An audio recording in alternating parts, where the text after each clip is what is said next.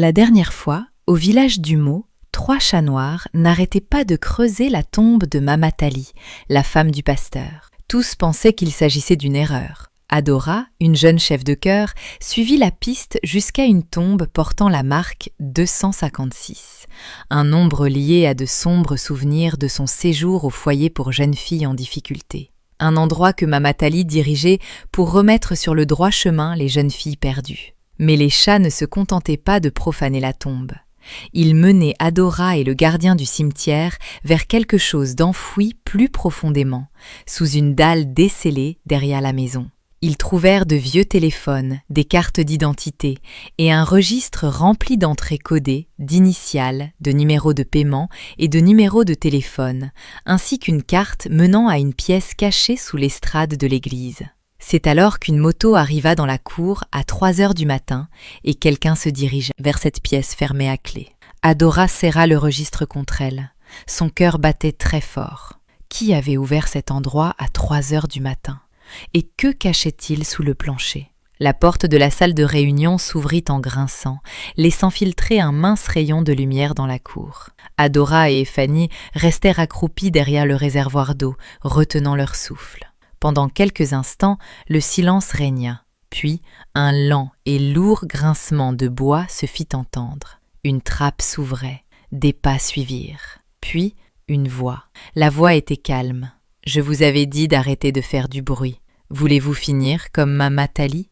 L'estomac d'Adora se noua. Elle connaissait cette voix. Elle l'avait entendue prier pour les orphelins et les veuves. Elle l'avait entendue organiser des collectes de nourriture et apporter du réconfort lors des funérailles. Elle jeta un coup d'œil par-dessus le rebord du réservoir, au moment où la silhouette apparut. Dans la lumière, c'était Madame Okari, la responsable des œuvres caritatives de l'Église, si chère à ses yeux. Les yeux d'Ephanie s'écarquillèrent. En toutes ces années passées à entretenir le cimetière, il ne l'avait jamais vue ici, la nuit. Et maintenant, elle se tenait au-dessus de la trappe ouverte, comme si elle y avait toute sa place. La voix faible murmura quelque chose qu'ils ne purent comprendre de l'extérieur. « Personne ne viendra te chercher », répondit sèchement Madame Okari. « Ta mère pense que tu es à Lagos. Souviens-toi que tout le monde pense que tu es à Lagos, et c'est là que tu resteras jusqu'à ce que tu apprennes à coopérer correctement. » D'autres bruits, des pas sur un escalier en bois. La trappe se referma. Madame Okari sortit alors du bâtiment et retourna vers la moto. « Tout est en sécurité ?» demanda le roi Jonas. « Pour l'instant, oui, mais il faudra peut-être revoir notre stratégie bientôt. Ce gardien du cimetière pose trop de questions et la choriste commence à se méfier. » Le cœur d'Adora s'arrêta presque. Il parlait d'elle et d'Ephanie. « Tu veux que je m'en occupe ?» demanda le roi Jonas d'une voix qui fit frémir Adora. « Pas encore. Laisse-moi d'abord essayer la douceur. Mais sois prêt. » La moto démarra et ils s'éloignèrent dans la nuit.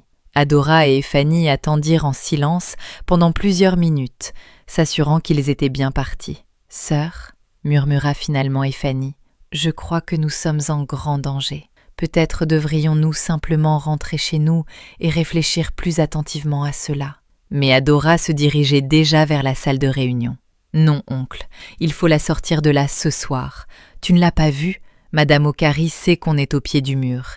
Si on attend, il pourrait déplacer Ounazi dans un endroit où on ne la retrouvera jamais. » La porte de la salle de réunion était verrouillée, mais une des fenêtres condamnées avait des planches qui se détachaient. Ensemble, ils réussirent à écarter suffisamment de planches pour se faufiler. À l'intérieur, le bâtiment sentait la poussière et le vieux bois. Leur petite lampe torche révéla des rangées de bancs en bois, un simple pupitre et, à l'avant, une estrade qui servait de scène pour les spectacles et les représentations. Suivant le plan dessiné sur le carnet, ils s'approchèrent de la scène et commencèrent à examiner le plancher. Près du centre, ils trouvèrent ce qu'ils cherchaient, une trappe, dissimulée sous des planches ordinaires. Il leur fallut être 2 pour soulever le lourd panneau de bois. En dessous se trouvait une échelle qui descendait dans l'obscurité. « Allô ?» appela doucement Adora par l'ouverture. « Il y a quelqu'un en bas ?»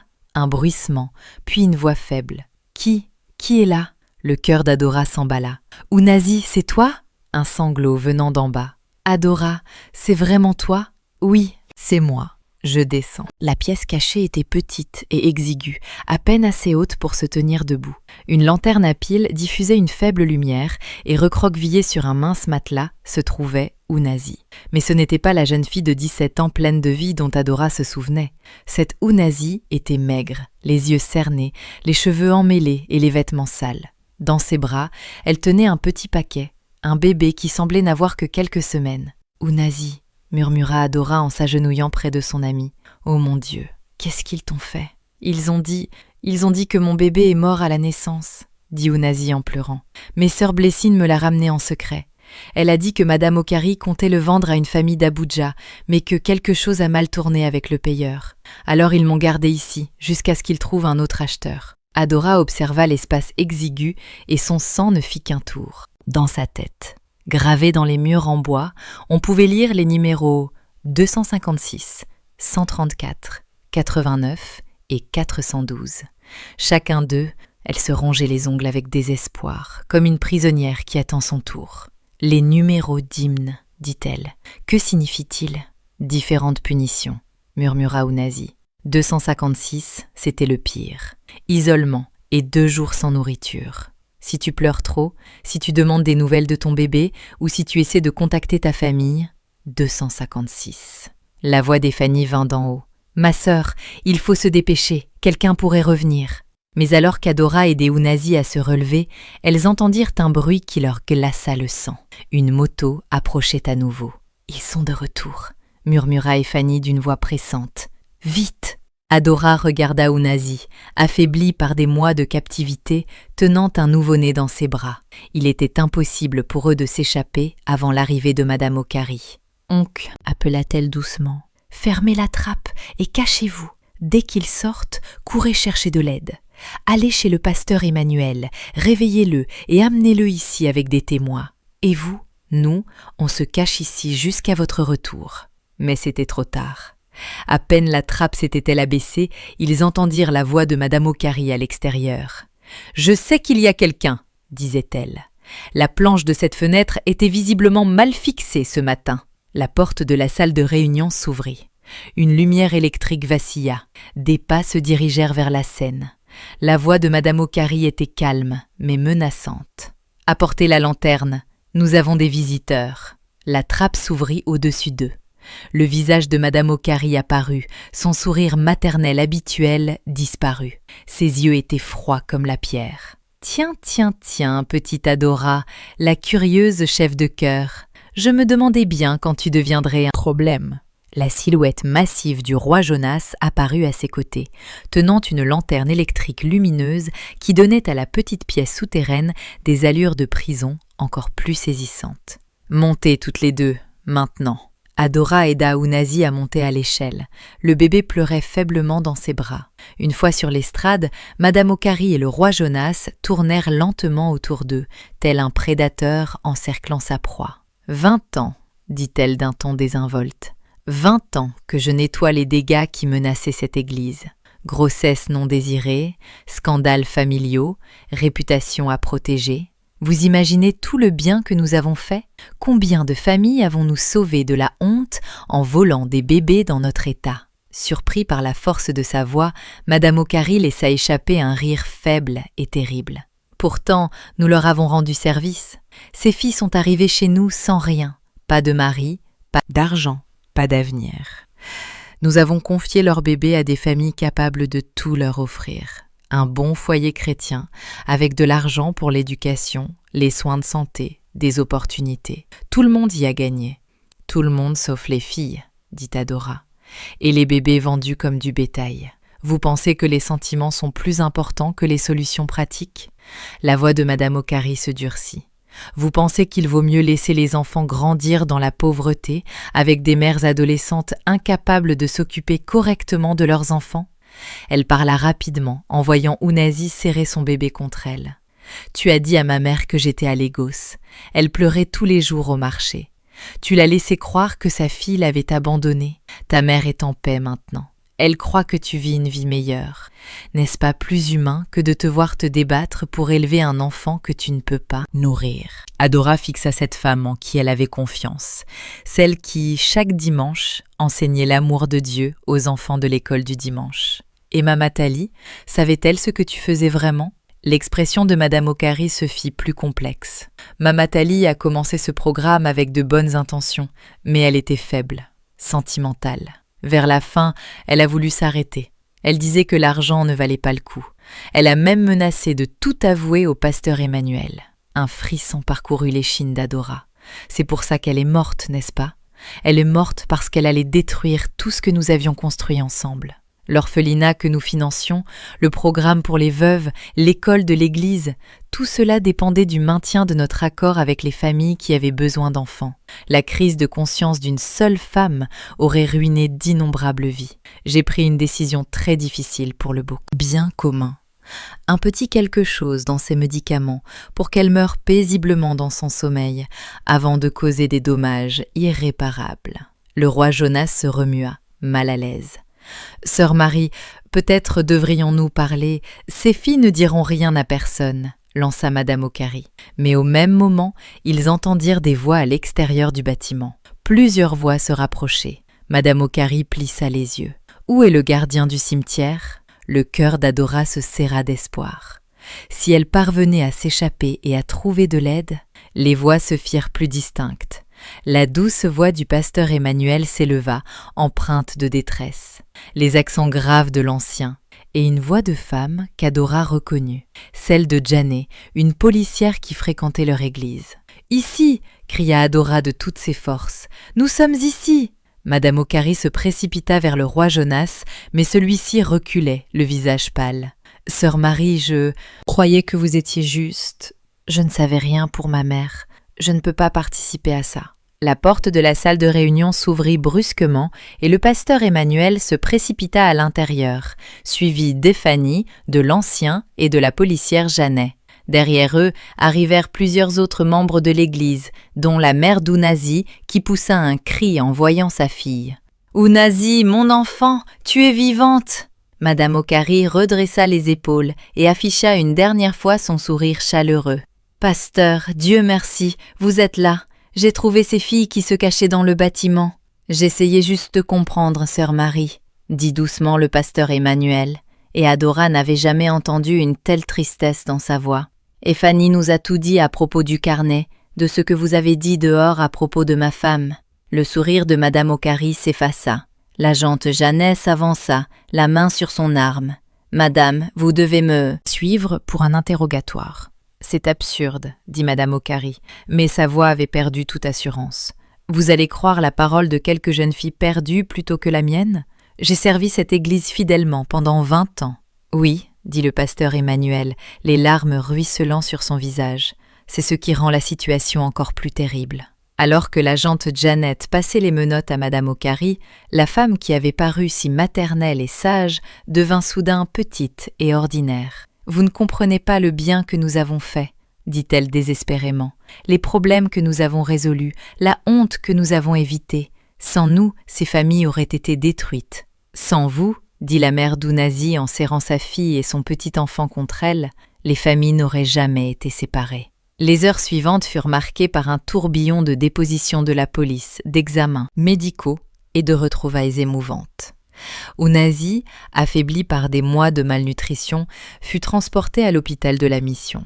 Mais vivante, son bébé, qu'elle avait prénommé Emmanuel en hommage au pasteur, était en bonne santé malgré les circonstances de sa naissance. Sœur Blessing, l'infirmière, fut arrêtée à son domicile juste avant l'aube.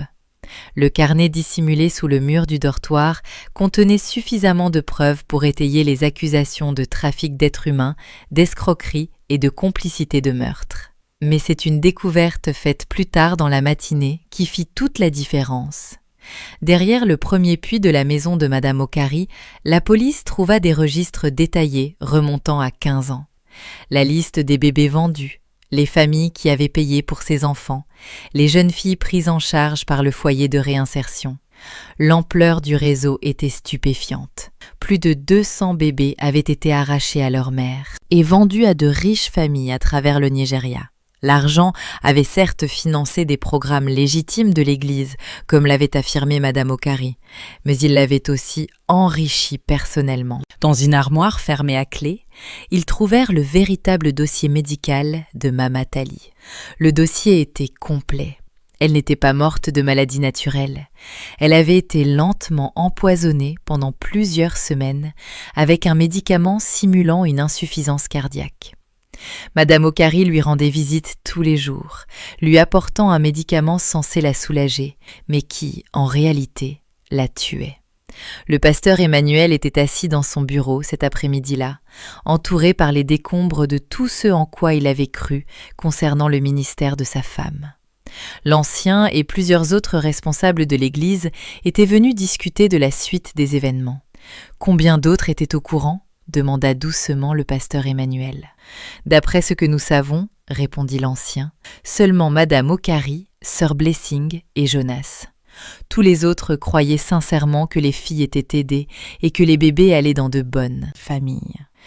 Mais j'aurais dû le savoir. J'aurais dû poser plus de questions, insister pour rendre visite aux familles, vérifier les dossiers plus attentivement. J'étais tellement soucieux d'éviter le scandale que j'ai laissé ce mal prospérer sous mon nez. Adora frappa doucement à la porte. Elle avait passé la matinée au commissariat pour faire sa déposition, mais elle avait besoin de voir le pasteur avant que la nouvelle ne se répande dans toute la ville. « Pasteur, puis-je vous parler ?» Il ferma les portes à double tour. « Adora, je vous dois des excuses, et bien plus encore. Pasteur, je dois vous parler de mon séjour à DR, de ce qui est arrivé à mon bébé. » Elle lui raconta toute l'histoire. Sa grossesse, les 2 mois de convalescence, le réveil et la découverte de la disparition de son bébé, les années de silence et de chagrin. Lorsqu'elle eut terminé, le pasteur Emmanuel pleurait à chaudes larmes. « Mon enfant, je suis tellement désolé de t'avoir laissé tomber. Je vous ai tous laissé tomber. Pasteur, vous ne saviez pas. Madame Okari a trompé tout le monde. Mais ce n'est pas une excuse. Un berger doit connaître ses brebis. J'aurais dû aller plus souvent au foyer, parler directement aux filles, insister sur la transparence. J'ai été paresseux et lâche, et des filles comme vous en ont payé le prix. » L'ancien prit la parole. « Pasteur, la question est maintenant, que faire ? La réputation de l'Église est ruinée. La moitié de nos fonds provenaient du programme de réhabilitation. Certains parlent déjà de partir. » Le pasteur Emmanuel resta silencieux un long moment. Puis il se leva et se dirigea vers la fenêtre donnant sur le cimetière où reposait sa femme. « Qu'ils partent s'ils le veulent. Nous reconstruirons avec ceux qui resteront, et cette fois, nous le ferons honnêtement. Plus de programmes qui ne résistent pas à l'examen. Plus question de protéger l'image de l'Église, détriment de la vérité. » Il se retourna vers eux et déclara « Nous dépenserons tout ce qu'il faudra pour aider les victimes. Un soutien psychologique pour les filles, de l'aide pour retrouver les bébés vendus, un soutien aux familles. Même s'il faut vendre ce bâtiment, nous réparerons cette injustice. » Adora sentit une boule se former dans sa poitrine, un nœud de douleur et de colère.